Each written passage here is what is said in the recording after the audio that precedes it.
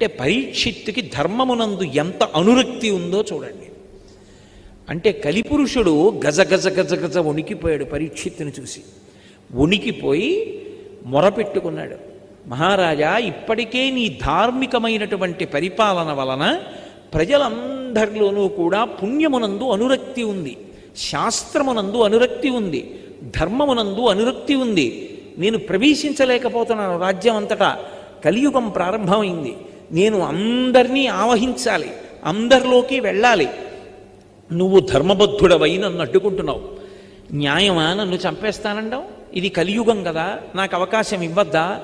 కాబట్టి నేను అంతటా ప్రవేశించడానికి నాకు అధికారం కల్పించు. కాదంటావా? నువ్వు సింహాసనంలో కూర్చునున్నంతసేపు నేను అలా ఉండడం సాధ్యం కాదంటావా? నాకు కొన్ని స్థానాలు అడుగుతాను, ఆ స్థానాలు ఇయ్యి, అక్కడ ఉంటాను. లేదా నువ్వు చెప్పుపోని కొన్ని స్థానాలు, ఆ స్థానాల్లో ఉంటాను. అంటే పరీక్షిత్ ఆలోచించి అన్నాడు, ఇది కూడా ధర్మమే, యుగం కలియుగం, కాబట్టి ఇతన్ని సంహరించకూడదు. 4 స్థానాలు ఇస్తాను. ఈ 4 స్థానముల యందు నువ్వు యథేచ్ఛగా ఉండవచ్చు. అందులో మొట్టమొదటిది మద్యపానం. మద్యపానం ఎక్కడ చేస్తారో అక్కడ నువ్వు ఉండవచ్చు. ఎందుకంటే ఇక ఒంటి మీద తెలివి ఉండదు.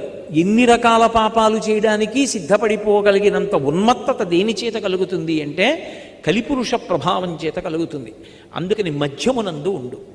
రెండవది హింస యందు ఉండు. హింస అంటే వేటాడడం. వేటాడడం అంటే కేవలం ప్రాణుల్ని చంపడం అని మీరు అనుకోకూడదు.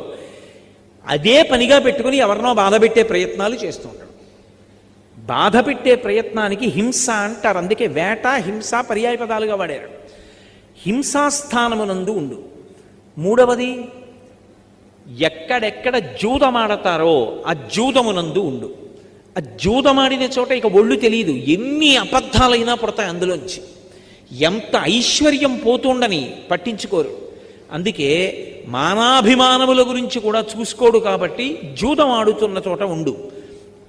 నాలుగవది స్వేచ్ఛావిహరుడులైనటువంటి స్త్రీల యందుండు. అందరూ స్త్రీల గురించి మాట్లాడలేదు. ఎందుకంటే అసలు మహాపతివ్రతలైనటువంటి భర్తయందు ప్రేమ కలిగిన స్త్రీల వలననే నెలకి పడవలసిన 3 వానల్లో 1 వాన. ఆడవాళ్ళందరినీ గాటగట్టి అవమానించి ఎందుకు మాట్లాడతారు? అలా మాట్లాడరు. స్వేచ్ఛావిహరిణులు అంటే తమ సౌందర్యము పురుషుడి కామాన్ని రెచ్చగొట్టడానికి తప్ప, అది కూడా అమ్ముకోవడానికి ఒక వస్తువు తప్ప వేరొకటి కాదు. ఈ మాట ఎవరు వాడారు అంటే మహానుభావుడు ఆ బృహదశ్యుడు వాడాడు ధర్మరాజు గారితో మాట్లాడుతూ. పరమేశ్వరుడిచ్చినటువంటి అందం కొంతమంది ఆడవాళ్ళకి ఎందుకు పనిచేస్తుంది అంటే మగవాళ్ళందరినీ పాడు చేయడానికి అంగడిలో వస్తువుగా అందాన్ని పెట్టి తిరిగి ఆడవాళ్ళు వస్తారు, వాళ్ళ వల్ల సమాజం భ్రష్టు పట్టేస్తుందని చెప్పాడు. కాబట్టి స్వేచ్ఛావిహరుడులైనటువంటి స్త్రీలు ఎక్కడ ఉంటారో అక్కడ ఉండు, నీకు 4 స్థానాలు ఇచ్చానన్నాడు. కలిపురుషుడు అన్నాడు, కాదు నాకు 8 స్థానాలు వచ్చాయి అన్నాడు. ఎలా వచ్చాయి? 4గా ఇచ్చాను, 8 ఎందుకు వచ్చాయన్నాడు.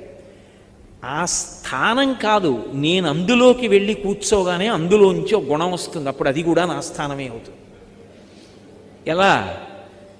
జూదం ఆడడానికి కూర్చుంటాడు, జూదంలో కలిపురుషుడు ఉంటాడు, అసత్యమన్న గుణం ఒకటి వస్తుంది అందులోంచి. ఎన్ని అబద్ధాలన్నా ఆడతాడు పేకాట కోసం. కాబట్టి జూదము అసత్యము 2 స్థానములు నావే. అబద్ధం ఆడడం మొదలెట్టాడు, నాదే ఈ అబద్ధాలే జీవితం అవుతుంది. కాబట్టి జూదము నుండి అసత్యము కూడా నా స్థానమే. హింస, వేటాడడం, ఆ హింస నుండి పగ అనబడేటటువంటి లక్షణం. వీడు వాణ్ణంటాడు, వాడు వీణ్ణంటాడు, ఇద్దరు అనుకోవడం ఆపరు. ఇక ఎప్పటికాగుతాయి పగలు? దానికి పరిష్కారం ఉంటుందా? ఇక పరిష్కారం ఉండదు. అందుకే హింసయందు పగ, పగ నా స్థానం అవుతుంది. ఎంత దూరం అయినా వెళ్ళిపోతుంది అది. అందుకని 2వ స్థానం వచ్చింది హింసలోంచి. 3 మద్యపానం, దాని పక్కన అహంకారం. ఎంత మంచివాడో, 3 గుటకలు పుచ్చుకున్నాడో, ఏమిటో నోట్లోంచి ఎన్ని మాటలో, ఎక్కడలేని ధైర్యం. అసలు వాడెంతండి అంటాడంతే. మీరు ఎవరి పేరు చెప్పండి, బెబ్బే వాడెంతండి, నేనే అంటాడు. అహంకారం. కాబట్టి మద్యపానం 1 స్థానం నువ్విచ్చావు, అహంకారం 1 స్థానం వచ్చింది, నాది 6.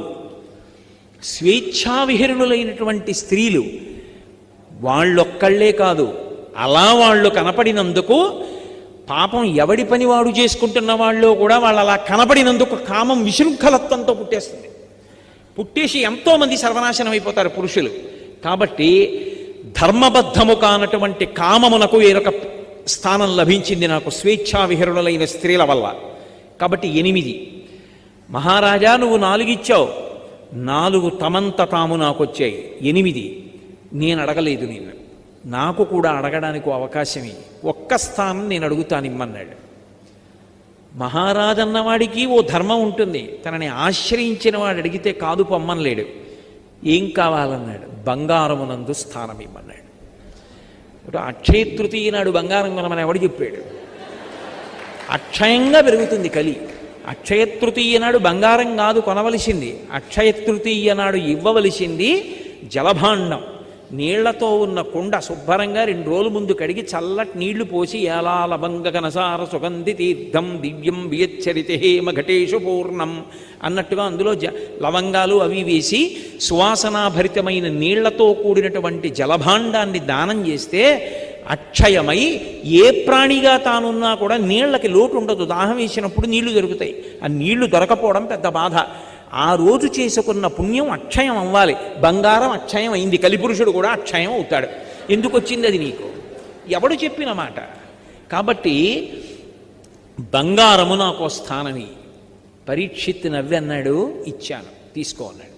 మహారాజా 4 ఇస్తే 8 అయ్యాయి, బంగారం వల్ల కూడా ఇంకో స్థానం వచ్చిందన్నాడు. నీకు బంగారం వల్ల ఏమొచ్చిందన్నాడు? వైరం. ఇద్దరూ ఒక ఉద్యోగమే చేస్తున్నారు. ఆవిడ ఎన్ని నగలో పెట్టుకుంటుంది. వాళ్ళ పుట్టింటి వారు ఇచ్చారని ఊరుకుంటారేమిటి? లోపలికి వచ్చి ఎన్ని మాటలో ఎలా సంపాదించాడు అనుకుంటున్నారు? ఈశ్వరుడు చూడడు, అనుభవించే రోజు రాదు. ఎంత వైరమో! బంగారం ఒంటి నిండా పెట్టుకోవడమే శత్రుత్వానికి కారణం. ఆఖరికి ఆ బంగారం ఏం చేస్తుందంటే అకారణ శత్రుత్వం చేత ఏమైనా చేయించేస్తుంది.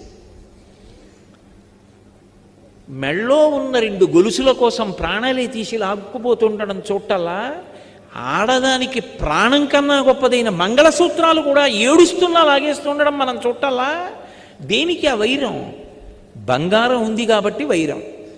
ఇప్పుడు పరీక్షిత్ ఇచ్చిందోటి, పరీక్షిత్ తనంత తానిచ్చినవి 4, కలిపురుషుడు కోరితే ఇచ్చింది 1, అనుగుణంగా దానికి అనుషంగికంగా వచ్చినవి 5. మొత్తం ఆ 5 ఈ 5 కలిపి 10 స్థానాలు వచ్చాయి. ఈ 10 స్థానాలు అడ్డు పెట్టుకుని మొత్తం అందరిలోకి ప్రవేశించేశాడు. అది కలిపురుషుడు యొక్క గొప్పతనం అంటే. పరీక్షిత్ ఎన్నాళ్ళు ఉంటాడు పాపం శరీరంతో? ఒకప్పుడు పరీక్షిత్ కూడా శరీరం విడిచిపెట్టాడు. అప్పటికే కలిపురుషుడి యొక్క ఉద్ధతి పెరిగిపోయింది లోకంలో.